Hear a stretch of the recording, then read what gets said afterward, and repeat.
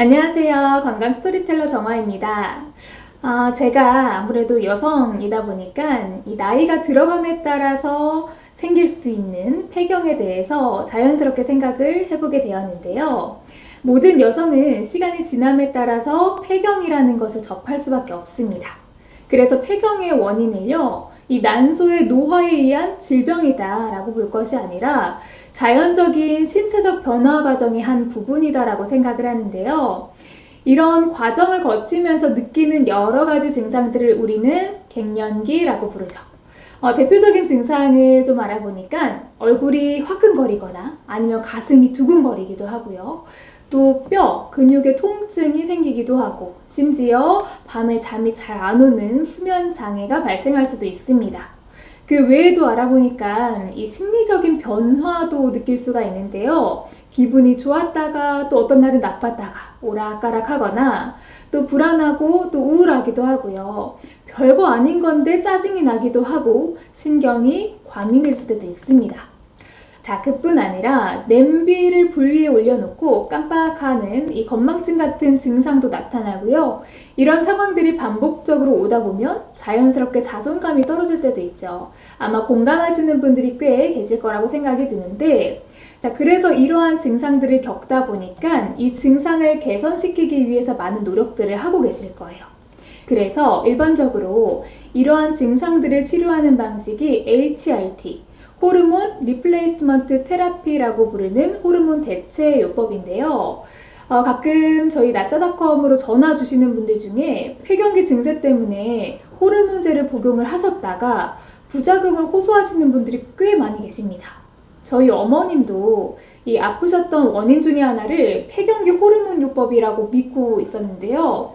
어머니께서는 2007년경부터 이 폐경기 증세 때문에 손발이 뜨거워서 잠을 주무실 수가 없었대요. 그래서 산부인과에 가서 호르몬제를 처방을 받고 이거를 무려 10년 정도를 꼬박꼬박 드셨거든요. 그런데 우리 구독자분들은 이 호르몬 치료제가 어느 정도는 위험하다라는 건 아마 인지하고 계실 거라 생각합니다. 그런데 막상 저는 밖에 나가보면 일반 여성분들은 이런 게 어떤 부작용을 가지고 있는지 아예 생각 자체를 하지 않고 그냥 갱년기 치료제로 허가받고 파는 제품이니까 뭐 당연히 몸에 문제는 없다라는 마인드로 아무 생각 없이 구매해서 복용을 쉽게 하시는 분들이 참 많이 계시더라고요. 이건 제 사견이지만 일반적인 사람은 자신이 아플 걸 미리 생각하고 생활하는 사람은 없는 것 같습니다. 물론 저도 그랬거든요.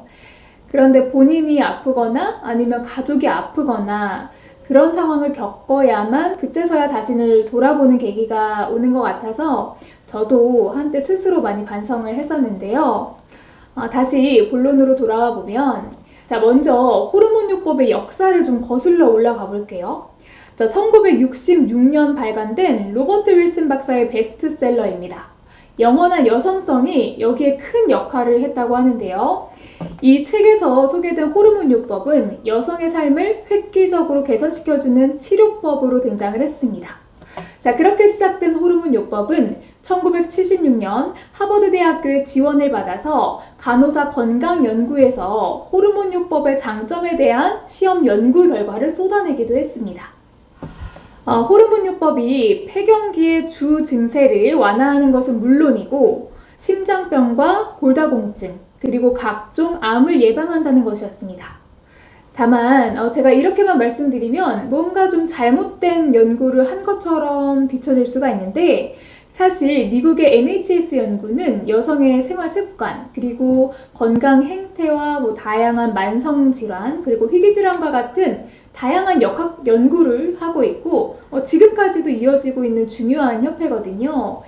모든 연구 결과가 물론 완벽하게 맞았던 것은 아니었지만 분명 이 연구를 통해서 이 당뇨병과 여러 여성 질환의 개선이 이루어진 것은 사실이니까 이 부분에 대해서는 오해를 하지 않으셔도 괜찮습니다.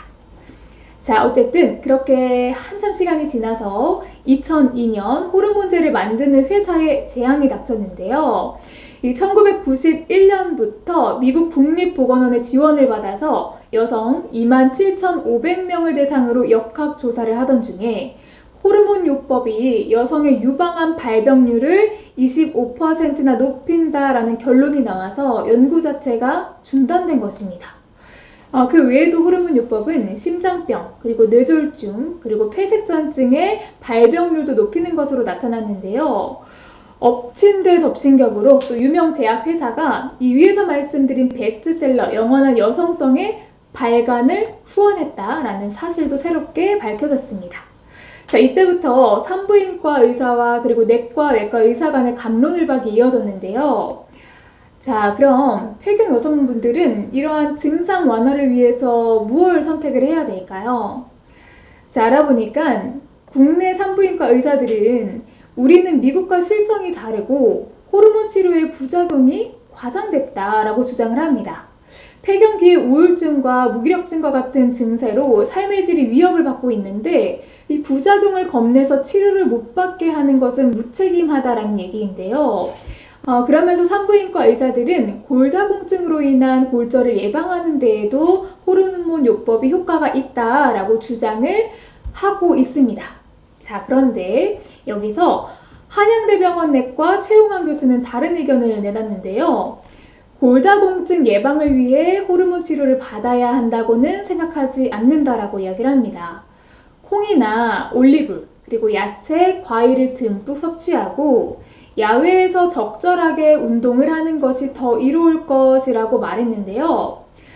이뿐만 아니라 서울대의대 외과 한원식 교수 또한 이 폐경기 증세는 시간이 지나면서 줄어드는 부분이기 때문에 호르몬 제제는 짧게 복용하는 것이 좋고 10년 이상은 곤란하다라고 하면서 65세 이상은 심장병, 치매, 그리고 뇌졸중 위험을 높이기 때문에 복용을 자제하는 것이 좋다라고 추가 설명했습니다. 미국의 내분비내과 전문의 캐런 델가도는 의사가 모든 환자를 각각 한 명의 개인으로 보고 최선의 예방책을 내놓는 자세가 중요하다라고 말했습니다. 그는 이 호르몬이 젊음의 셈은 아니다라고 단언을 했는데요. 호르몬이라는 것이 심장병 그리고 기억력 상실과 같은 노화 현상을 예방하는데 만병통치약이 될 수는 없다라는 거죠.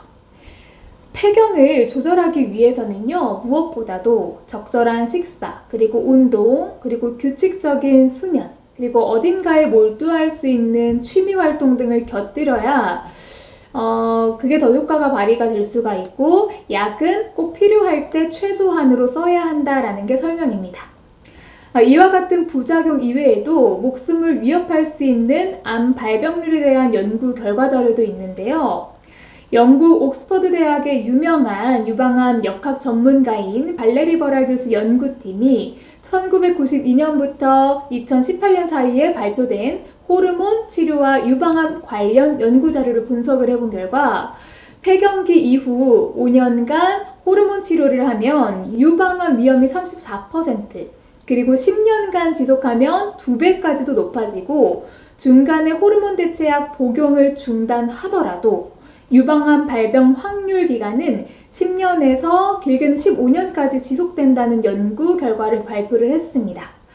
다만 호르몬약을 1년 미만으로 복용한 여성은 유방암 위험이 높아지지 않았다고는 밝혔는데 이것 때문에 유럽과 미국의 보건 관련 기관들은 HRT를 가능한 한 최단 기간으로 제한하도록 권장을 하고 있습니다.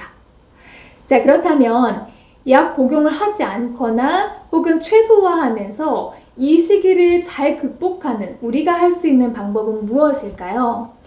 갱년기 여성을 대상으로 한 여러 연구에서 운동은 체중을 감소시킬 뿐만이 아니라 고지혈증 개선에 또 뚜렷한 효과가 있었고 우울감과 그리고 자존감 개선으로 행복감을 높이는 효과가 있었습니다. 운동뿐만 아니라 건강한 식단 유지도 굉장히 중요한데요.